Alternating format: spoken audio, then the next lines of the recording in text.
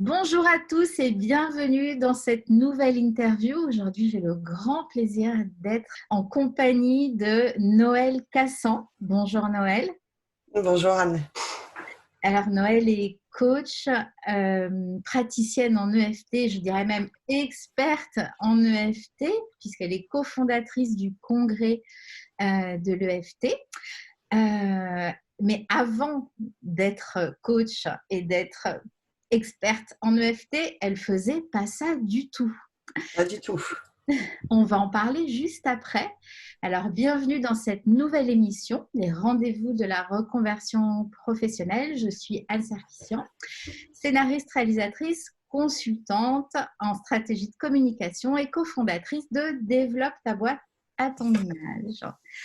Et donc, j'aime bien mettre en valeur les parcours qui m'ont inspirée. Je connais Noël depuis environ 7 ans maintenant, puisque j'ai eu le plaisir de t'avoir comme intervenante experte auprès de Marie-Annelle dans le film les émotions au bout des doigts.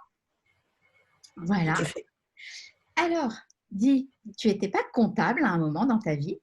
Ah si, j'ai été comptable un long moment de ma vie. J'ai été comptable plus de 12 ans, je crois. C'était mon premier métier avant de devenir accompagnatrice. Et donc, pourquoi tu avais choisi la comptabilité? C'est un élan du cœur? Pas exactement. Non, en fait, j'avais des difficultés pour tout un tas de raisons. Et en troisième, on m'a orientée vers un BEP.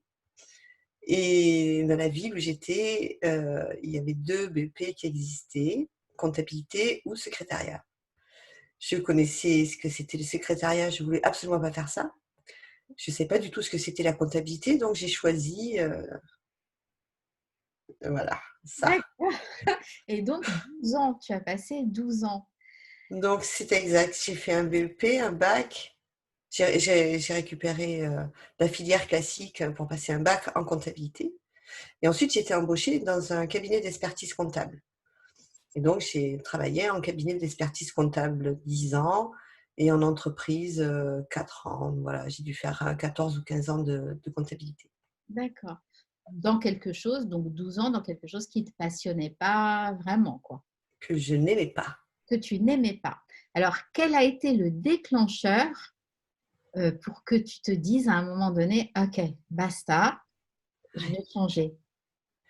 En fait, parallèlement, j'ai eu la chance, à l'âge de 22, entre 20 et 25 ans, de rencontrer, l'ostéopathie et voilà, comme passe-temps et passion, j'allais prendre des cours d'ostéopathie et de thérapie manuelle et je passais mes congés à aller me former et ça m'a vraiment passionnée, donc il y a une trentaine d'années et ça a été ma porte d'entrée vers, des métiers d'aide et d'accompagnement. OK. Maintenant, j'avais besoin d'un salaire, j'avais besoin de stabilité et ce métier de comptable me donnait la stabilité. Alors je dis que je n'aimais pas faire ça. En même temps, la comptabilité, c'est quelque chose qui est vraiment utile et qui est assez simple à mettre en œuvre. Donc, c'est la facilité de faire des choses qu'on sait faire aussi et de toucher un salaire, d'une manière tout à fait, régulière. Et j'ai mis longtemps à pouvoir faire la bascule entre ce premier métier et et j'ai rencontré, l'ostéopathie, les thérapies manuelles, la kinésiologie. J'étais en formation, permanente, en fait.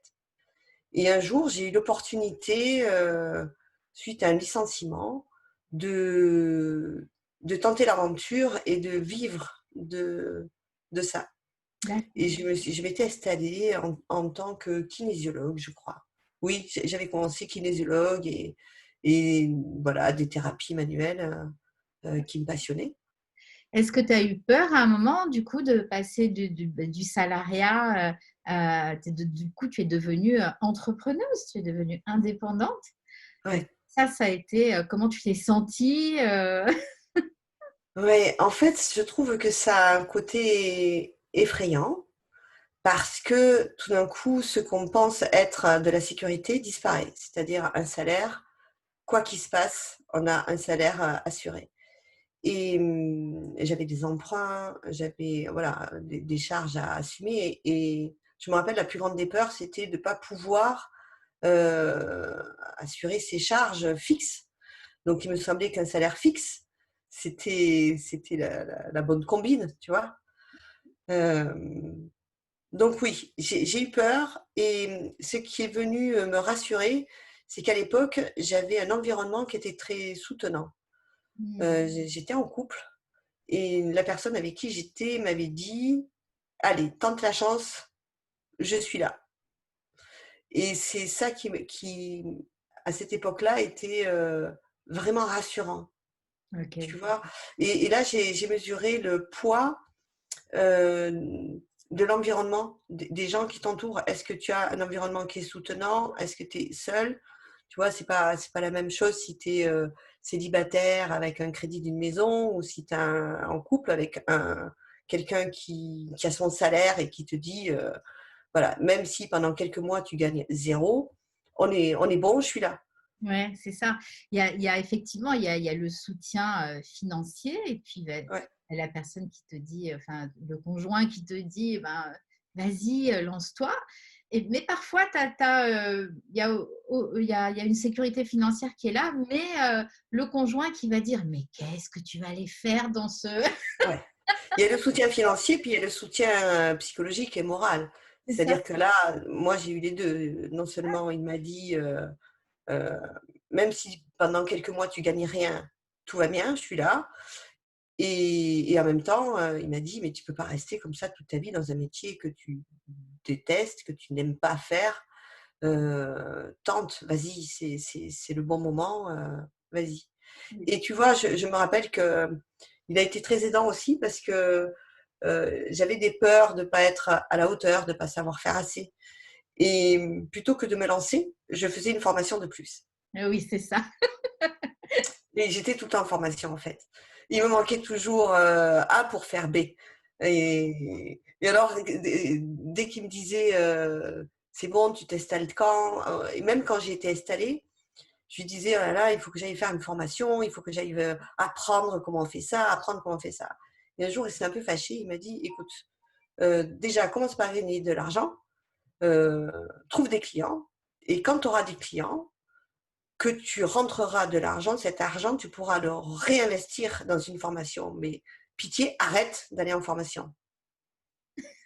Et oui, c'est quand même quelque chose que moi je retrouve beaucoup chez mes clients, c'est que elles vont se former à être plus performantes dans leur métier technique, hein, l'hypnose ceci, l'EFT cela, quelque chose de plus pointu en fait sur ce qu'elles savent déjà faire. Mais par contre, travailler sur leur entreprise et comment gérer, comment créer, devenir entrepreneur, comment communiquer, alors ça, elles ne vont Ouais, pas en entendre parler hein, en général. ouais. En fait, j'avais remarqué aujourd'hui, avec ça fait plus de 15 ou 20 ans que je suis installée, mais à cette époque, je me rappelle que j'avais un peu des fantasmes et je retrouve ces fantasmes avec des gens qui sont en conversion professionnelle. C'est-à-dire que c'est un peu comme les médecins qui n'ont pas le droit de faire de la publicité. Et nous, peut-être qu'on se dit, on se met au même plan qu'eux et on se dit, on n'a pas le droit de faire la publicité, je ne m'autorise pas à me dévoiler, communiquer. Alors que c'est essentiel, c'est essentiel. Ben oui. J'ai discuté avec une amie, euh, j'allais voir une acupunctrice sur Paris, quelqu'un qui démarrait mais qui avait un grand talent. Et puis, on se disait avec cette amie, ça serait bien de faire des packs, par exemple, de vendre 5 séances d'acupuncture. Plutôt que de faire, tu vois, tu achètes 5 séances pour le prix de 4, par exemple. Pour démarrer, ça peut être un bon truc. Et, et je me disais, mais en fait, ça serait super aidant aussi que cette acupunctrice, à une occasion, me passe un coup de fil. J'aurais apprécié qu'elle me dise: «Allô, comment vas-tu? Ça fait longtemps que j'ai pas eu de tes nouvelles», parce que ça faisait 3 mois que je me disais: «Il faut que je l'appelle pour prendre rendez-vous» et tu sais comment c'est, faut que j'appelle pour prendre rendez-vous et jamais tu prends un rendez-vous Ouais, ouais. et je me dis: «Mais tu vois, ces accompagnants-là, si tous les trimestres, ils rappelaient des clients Mmh. pour savoir comment ils vont, pas forcément pour vendre de la soupe, c'est pas ça le but, Ouais, et prendre des nouvelles, comment ça va, j'ai quelques disponibilités dans mon agenda, si tu veux un rendez-vous, c'est facile pour moi de te prendre». Mais ouais. c'est sûr qu'elle m'aurait vendu 10 séances de plus. Mais c'est précieux. Bah, merci hein, pour cet exemple parce que c'est tellement précieux de rester en lien avec sa clientèle, hein, sa communauté, on va dire maintenant Ouais, sur le web. Et c'est tellement précieux parce qu'il y a une relation qui s'installe entre ah ouais. l'accompagnant et celui qui est accompagné. Et puis maintenir, entretenir en fait cette relation, c'est très très important, c'est primordial.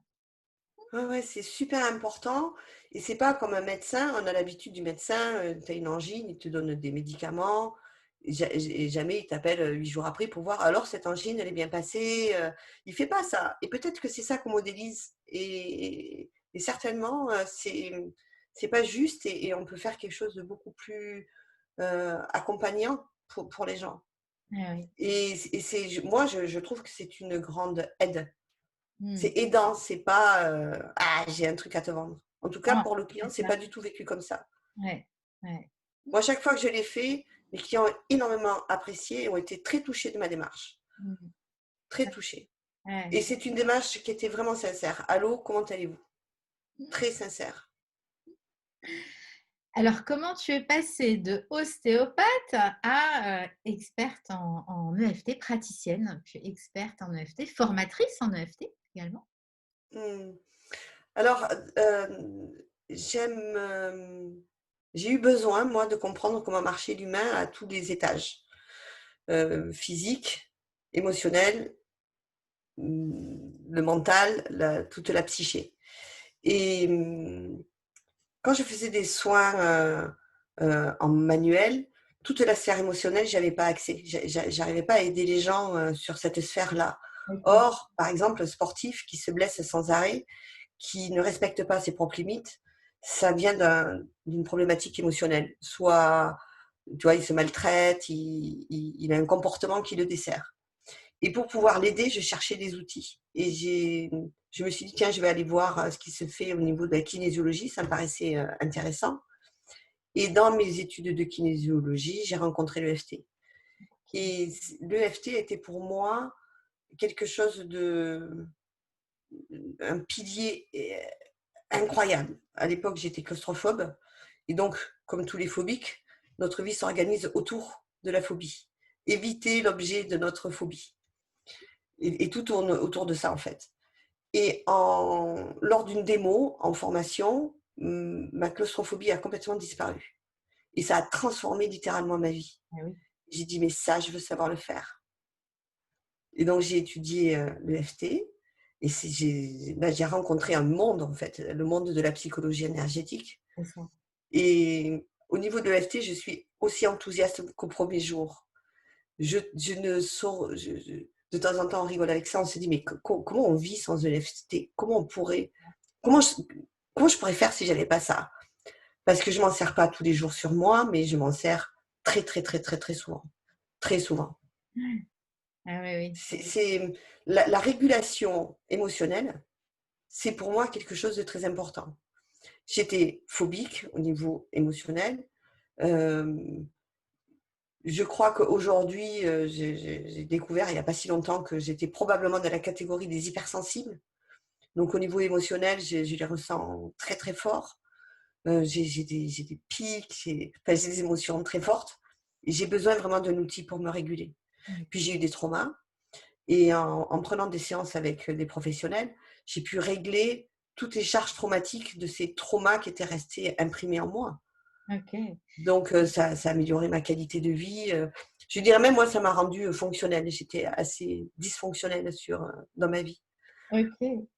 Donc, du coup, tu as découvert cette pratique. Donc, EFT, c'est Emotional Freedom Technique. Hein, pour ceux qui ne Ouais. connaissent pas, mais vraiment, moi aussi, hein, l'EFT, quand j'ai découvert, je trouvais ça extraordinaire. Donc, je vous invite vraiment à suivre sous la vidéo. Vous verrez, on va mettre plein de liens. Vous allez pouvoir connecter avec l'EFT. Alors, moi, j'ai envie de savoir. Donc, tu étais ostéopathe, c'est quelque chose quand même, une médecine naturelle qu'on connaît un petit peu. Quand tu switches vers l'EFT, c'est totalement inconnu. Psychologie énergétique, ça fait vraiment bizarre. Donc, comment tu as fait là pour transformer ton cabinet en un cabinet d'ostéo à un cabinet de pratique de psychologie énergétique avec l'EFT? En fait, je crois que on a tendance à penser l'humain. Il y a le corps d'un côté, les émotions de l'autre, la psychologie de l'autre. Mais tout est intriqué. On peut pas faire la différence entre.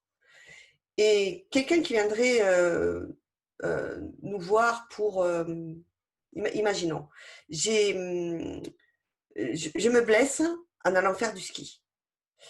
Je tombe, je me casse le genou. Mais quand j'ai cet accident, je reste 3 heures dans la neige à me demander si des secours vont venir me chercher parce que la station a fermé. La nuit tombe et je commence à avoir extrêmement froid. Et là, je commence à me dire, mais ça se trouve, on me retrouvera mort demain matin. Donc, dans l'impact et dans le corps de cette blessure au niveau du genou, il va y avoir aussi engrammé toutes les émotions que tu ressens à ce moment-là, toutes les peurs et les angoisses que tu vas développer autour de ta survie.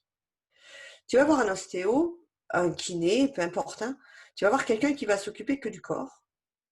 Il est possible que, au niveau de ce genou, tant que tu n'as pas libéré la charge traumatique, tu aies des problèmes toute ta vie après avec ce genou. Et tu vas aller passer des radios et le médecin va te dire on ne comprend pas pourquoi vous avez mal parce qu'il n'y a rien, tout va bien. Et toi, tu vas avoir des douleurs affreuses. Donc là, toute la sphère de la médecine ou la psychologie énergétique va être complémentaire. Pour moi, ce sont des compléments. Mm. Les fleurs de Bach, par exemple, j'y connais rien en fleurs de Bach. Mais je trouve que parfois, c'est un excellent soutien pour certaines personnes qui en ont besoin. Alors, j'avais tendance à aller me former à toutes les choses qui seraient utiles. Et à un moment donné, j'ai dit, tu arrêtes. Tu envoies à des experts de cette sphère-là.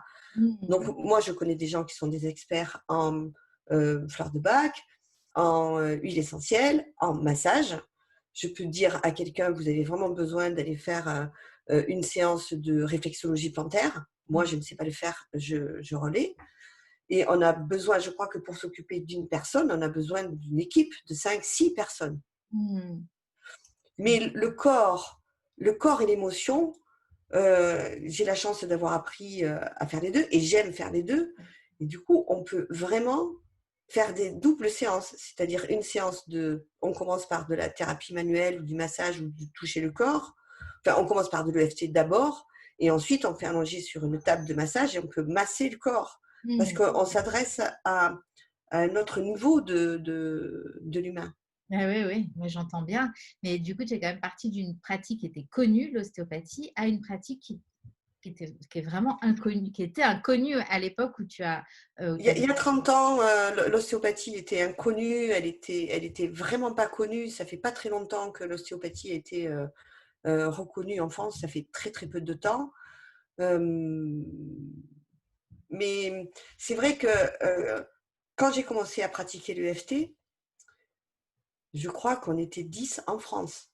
C'est ça. Et c'est une technique qui n'est pas facile à faire admettre parce qu'elle a un côté un peu ridicule. On se tapote des points sur le corps Mm. tout en disant des phrases qui ont l'air bêtes. Et, et c'était pas évident de la proposer. Et d'ailleurs, il y a un monsieur qui était venu me voir et clairement, je vois que ce monsieur, si on fait une séance de FT, ça peut vraiment l'aider. Mais comme j'ai un peu honte et j'ai peur que ça marche pas, je lui propose pas.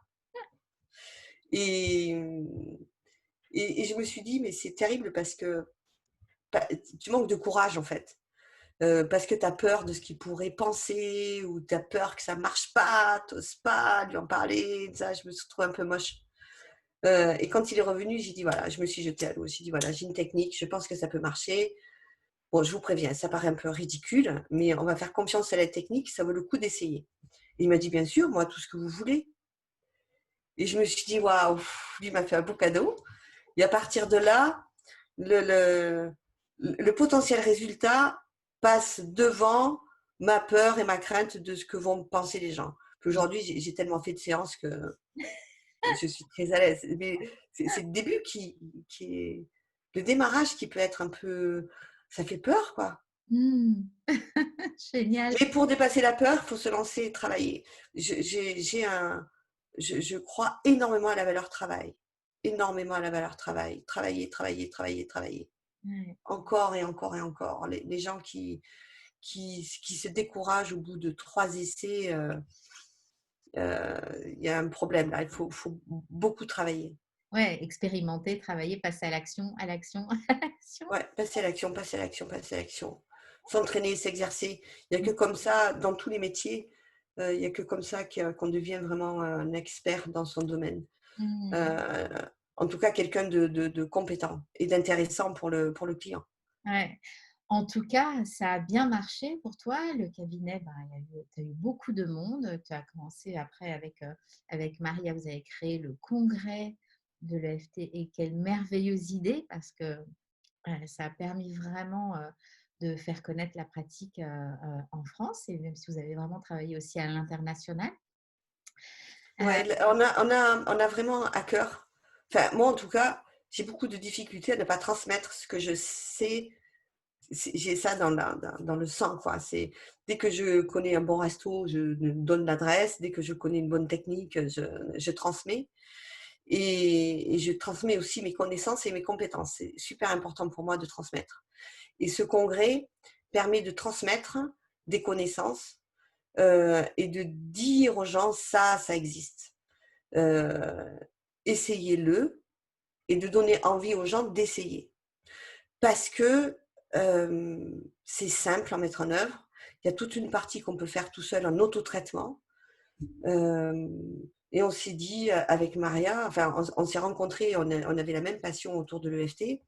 Elle avait ce projet et j'ai trouvé ça formidable. Et à l'époque, tu vois, j'avais une peur, mais tellement immense de parler en public que j'apparaissais pas. Moi, j'étais dans les coulisses. ah, moi, je t'ai vu quand même sur scène. Oui, mais c'est en quelle année tu m'as vu sur scène? Bah, au Oui, symposium quand même, je t'ai au vu. symposium, mais ça faisait déjà 3 ans que le congrès existait. Oui. Mais ça a été un grand, grand travail pour moi que de prendre la parole, de prendre le Ouais. micro d'abord, puis après on est passé en Mm. visioconférence, oui. Et, mais mon envie de transmettre est plus forte que ma peur Eh oui. de faire. Ah ouais, parce que moi, je me souviens parfaitement de toi sur scène ben, quand vous présentiez les intervenants. Et puis après, quand il y avait un peu de pratique dans la salle, je me souviens que rien ne t'échappait. En fait, tu regardais dans le public ceux qui faisaient pour aider les personnes à faire la ronde, etc. Pour vraiment, tu étais ultra présente. Donc, bah, écoute, oui, moi, ta peur, je ne l'ai pas ressentie à ce moment-là. Et bravo, et effectivement, c'est un super conseil hein, de passer à l'action. Et puis, quelle expérience de vie finalement que de devenir entrepreneuse, ça renforce, c'est une expérience Ah ouais, et incroyable. puis je n'ai pas du tout, du tout, du tout, du tout l'esprit du salarié. Euh, mais du tout. Et ça aussi, tu vois, ça peut être des tempéraments. Je connais des gens qui, c'est là où ils s'épanouissent, ils se sentent bien, ils ont un salaire. euh, Parce que être entrepreneur, auto-entrepreneur et avoir une société, tout ça, c'est compliqué. Euh, Moi, j'avais un copain qui me disait, tous les mois, tu mets le compteur à zéro. Tu recommences chaque mois, tu sais pas combien tu vas gagner, tu sais pas, voilà, tous les mois tu mets le compteur à zéro.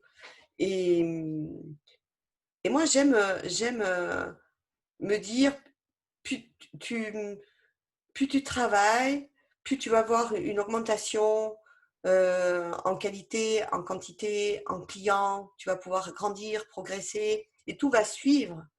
Ce que tu ne retrouves pas en salarié, parce que moi, je bossais comme un âne, vraiment. Mm. Et mon salaire, c'était toujours le même. Et j'avais aucun pouvoir là-dessus. Je décidais pas. Et non, non, salarié, quand j'ai quitté le salariat, je me suis dit, je ne reviendrai jamais salarié nulle part. Parce que c'est pas du tout mon truc, quoi. Oui. Et bon, et puis heureusement, là, toi, tu étais bien soutenue par ton conjoint à Ouais. l'époque. Et puis, ben, là, maintenant, il y a quand même pas mal de propositions d'accompagnement pour devenir entrepreneur, pour que tout se passe bien, pour dessiner, pour aider à la croissance d'un entrepreneur, d'un solo entrepreneur. C'est beaucoup plus facile aujourd'hui Mm. parce que ne serait-ce que ce statut d'auto-entrepreneur qui n'existait pas du tout, où tu montais une société où tu restais salarié. Donc la marche était énorme.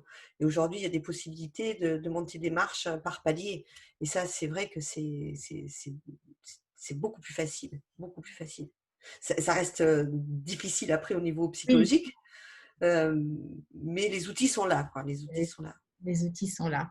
Ben, on va arriver au terme de cette interview. Je voulais juste un petit peu préciser, parler d'un programme là, que tu proposes en ce moment sur l'auto-traitement en EFT.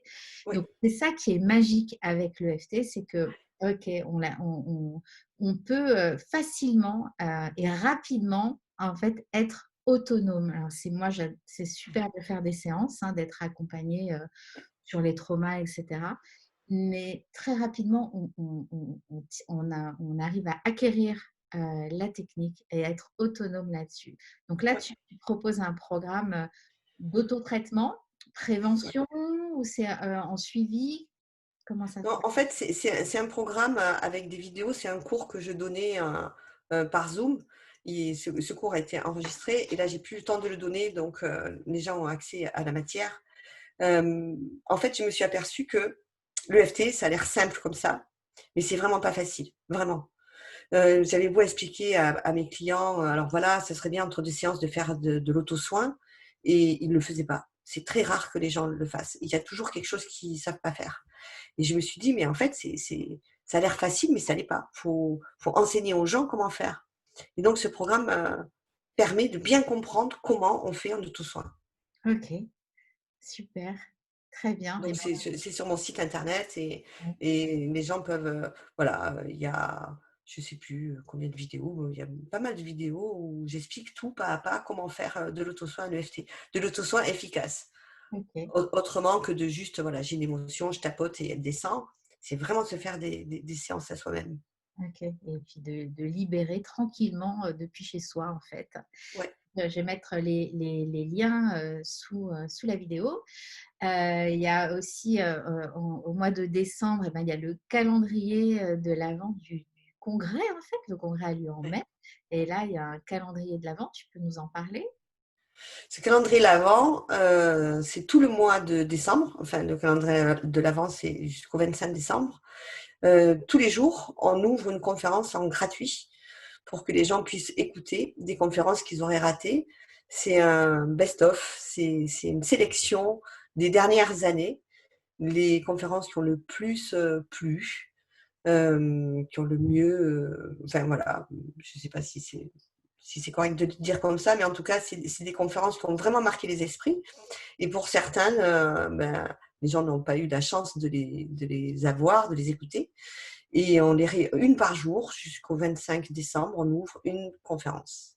Ok, super. Et puis alors, est-ce que toi, tu as un projet en ce moment? Tu es en train de nous préparer quelque chose pour 2021? Tout à fait. J'ai donné il y a 3 4 ans une conférence EFT Chakra. Donc, j'ai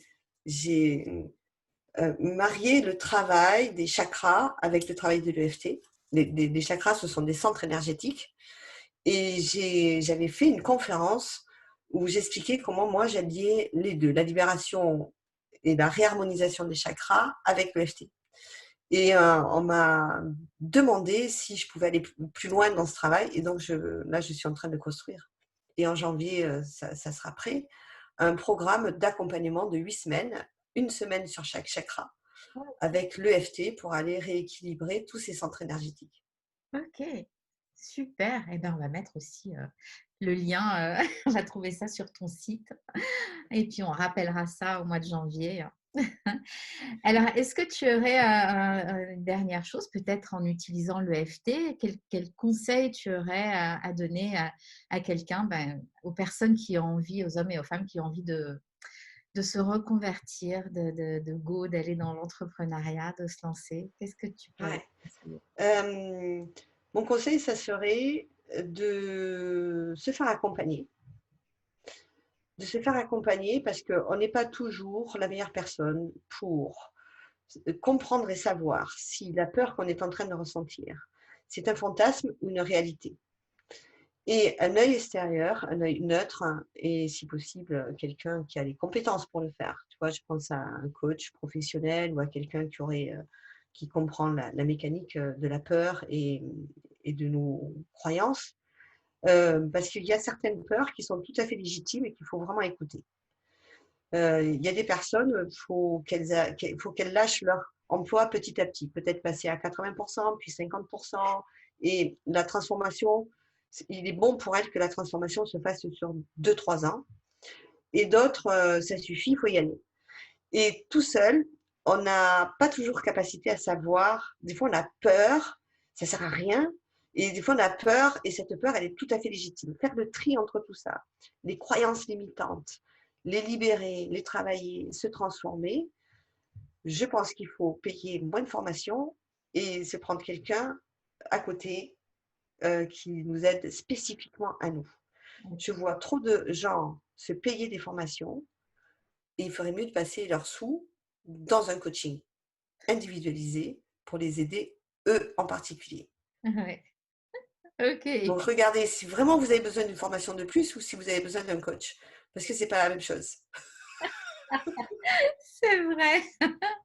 Et puis, comme tu l'as dit, se faire accompagner et puis aller à son rythme, pas à pas, pas regarder ce que fait le voisin, hein, parce que peut-être que lui, il va très vite ou alors il va beaucoup plus lentement. Occupez-vous de vous et effectivement, un bon coaching. Ouais, et apaiser les émotions, donc pratiquer de l'EFT pour aller apaiser le critique intérieur. On peut avoir tendance à regarder ce que fait le voisin, s'en énerver, s'en agacer, se critiquer parce que nous, tout ça, c'est beaucoup de perte d'énergie qui n'est pas passée à créer et construire. C'est normal de le faire, mais faut pas y passer 8 jours, quoi. Le moins d'énergie qu'on y passe, le plus on en récupère. Eh ben, merci Noël, ce sera le mot de la fin. Merci pour ton invitation, Anne. C'était un grand plaisir de faire cette interview avec toi. Merci beaucoup. Bon, merci beaucoup. Merci à tous de nous avoir suivis. Et puis, rendez-vous avec mon prochain invité la semaine prochaine. Au Merci, revoir. merci à toi et bonne journée à tous.